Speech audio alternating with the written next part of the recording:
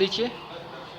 मेरा नाम राजेंद्र मिश्रा है और मैं प्रयागराज में ही रहता हूँ, विशेषकर इसी दारागंज क्षेत्र में, जो कमल लाल तीर्थ भी है और माँ गंगा के तट पर ही मेरा जन्म हुआ है और यहीं से ही मेरा जुड़ाव है, लगाव है और मेरा मूल निवास यही है। अच्छा, मूल निवास भी आपका यहीं पे? जी। जन्मभूमि है मेरी। जी।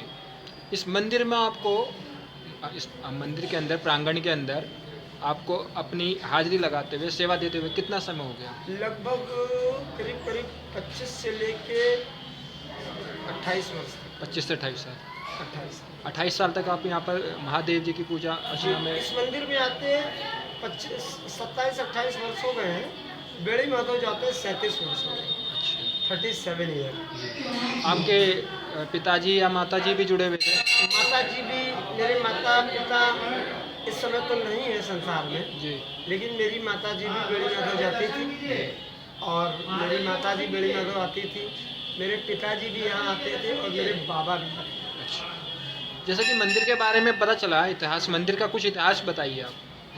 इस मंदिर का जी। इस मंदिर का इतिहास बहुत ही विलक्षण है और इस मंदिर का इतिहास सतयुग काल का मंदिर है, क्योंकि पितामह ब्रह्मा जी के द्वारा ये स्थापित है, जो ब्रह्मेश्वर महादेव। और यहाँ पर चूंकि 2 शिवलिंग हैं, जी। एक दशाश्वमेधेश्वर महादेव वो स्वयंभू है और एक जो इस इधर तरफ भगवान भोलेनाथ हैं, उनका नाम ब्रह्मेश्वर महादेव है। वो पितामह ब्रह्मा जी के द्वारा स्थापित है। जब उन्होंने यहाँ 10 अश्वमेध यज्ञ किया और अश्वमेध यज्ञ करने के बाद यहाँ पर भूत भावन भगवान भोलेनाथ की ब्रह्मेश्वर महादेव के नाम से प्राण प्रतिष्ठा की और पूरी पृथ्वी में यज्ञ करने के लिए सबसे अच्छा स्थान उनको प्रयागराज ही लगा और यही स्थान है प्रयाग। प्र माने प्रथम, याग माने यज्ञ। प्रथम यज्ञ जहाँ सृष्टि के संचालन के लिए पितामह ब्रह्मा जी ने किया, वह स्थान तीर्थराज प्रयागराज है। और हम लोग जिस क्षेत्र में हैं वो तो और भी पावन है, कमल लाल तीर्थ प्रयागराज इसको बोला जाता है। जी। जैसे कि इतिहास के बारे में पता चला इस मंदिर के कि औरंगजेब ने इस मंदिर पर अटैक किया था और उन्होंने यहाँ पर हमारे औरंगजेब ने आकर के जो पिंडी स्वयंभू है उस पर तलवार मारी और उस तलवार के निशान आज भी पिंडी में विद्यमान है। और उसके वो जिसमें तलवार निशान आपको दिखते हैं ना, उसके वो निशान होने के बावजूद वो पिंडी के निशान, जो तलवार पड़ी वो तलवार के निशान विद्यमान है, उसके बाद भी भगवान भूत भावन भोलेनाथ पूजित है। और उसके बाद औरंगजेब जब यहाँ से गया तब कुछ समय के बाद, यानी कुछ महीनों के बाद उसकी मृत्यु हो गई और वो यहाँ से भागा था, क्योंकि तलवार मारने के बाद इसमें से दूध और खून की धार भी निकली थी। दूध और खून निकला था और भगवान भोलेनाथ जो है वो उनकी ऐसी महिमा है कि वो लोग सशंकित ना हो, किसी भी शंका में ना पड़े, क्योंकि संशय आत्मा विनश्यति। कहते हैं श्रद्धा है तो काम बन जाएगा, संशय है तो काम बिगड़ जाएगा। तलवार के निशान लगने के बाद भी भगवान पूजित हैं यहाँ पर, क्योंकि भूत भावन भगवान भोलेनाथ यहाँ पर हर रूप में है। योगी के रूप में भी है, गृहस्थी के रूप में भी है, वैरागी के रूप में भी है। यहाँ कई रूपों में भगवान विद्यमान और जिसमें तलवार के निशान विद्यमान है उस पिंडी का नाम दशाश्वमेधेश्वर महादेव है और जो इधर तरफ है वो भगवान ब्रह्मेश्वर महादेव है। जी। आपने बताया जैसे कि जहाँ पर औरंगजेब ने जिस शिवलिंग के ऊपर अटैक किया था, उनका आपने दशवेश, क्या नाम बताया आपने? दशाश्वमेधेश्वर। दशाश्वमेध, इसका अर्थ क्या है? जहाँ पर 10 अश्वमेध यज्ञ किए जाए, जो ब्रह्मा जी ने किए, जो पितामह ब्रह्मा जी ने किए, इसलिए वो दशाश्वमेधेश्वर महादेव है।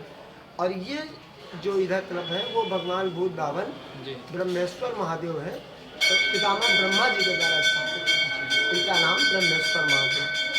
और इस मंदिर में जैसा कि मैंने बताया कि यहाँ आके बैठना ही बहुत महत्वपूर्ण है। यहाँ आप आए हैं और जो भी कार्य यहाँ आप कर रहे हैं, आप कोई व्यक्ति एक लोटा जल ही चढ़ाता है, किसी के पास जल नहीं है आके प्रणाम करता है, उससे भी धावन भगवान भोलेनाथ प्रसन्न रहते हैं। और यहाँ पर चूंकि प्रतिदिन भीड़ होती है, लेकिन सोमवार, प्रदोष, महाशिवरात्रि और महाशिवरात्रि जो आने वाली है 26 फरवरी बुधवार को, जी जी। सावन के महीने में यहाँ भीड़ हमेशा है। और यहाँ पर 4 बजे सुबह मंगला आरती होती है, सुबह 4 बजे। सुबह 4 बजे नित्य जी। और उसके पश्चात रात्रि 10। अच्छा, जैसा कि पता चला कि एक मंगलवार को, यानी कि परसों परसों को कुछ यहाँ कोई पूजा भी है, कुछ पता चला जैसे?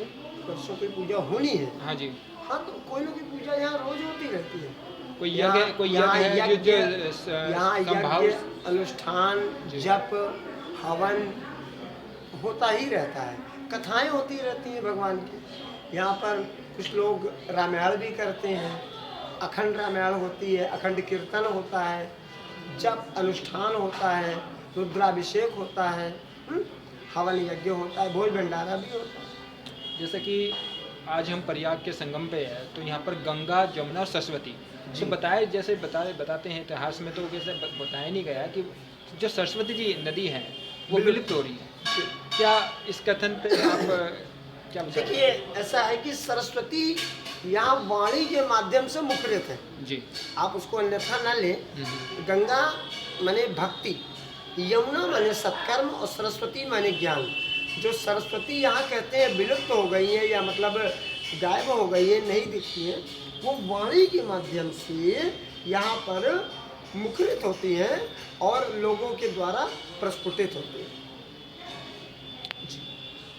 जैसा कि आज आपने देखा कि एक प्राचीन मंदिर में है, जो कि प्रयागराज का प्राचीन मंदिर है, और उसका इतिहास बड़ा रोचक है, जहाँ पर औरंगजेब ने शिवलिंग के ऊपर अटैक किया और उसी कुछ समय ही बाद उनकी मृत्यु हो गई। चलिए मिलते हैं अगले प्राचीन इतिहास में। धन्यवाद।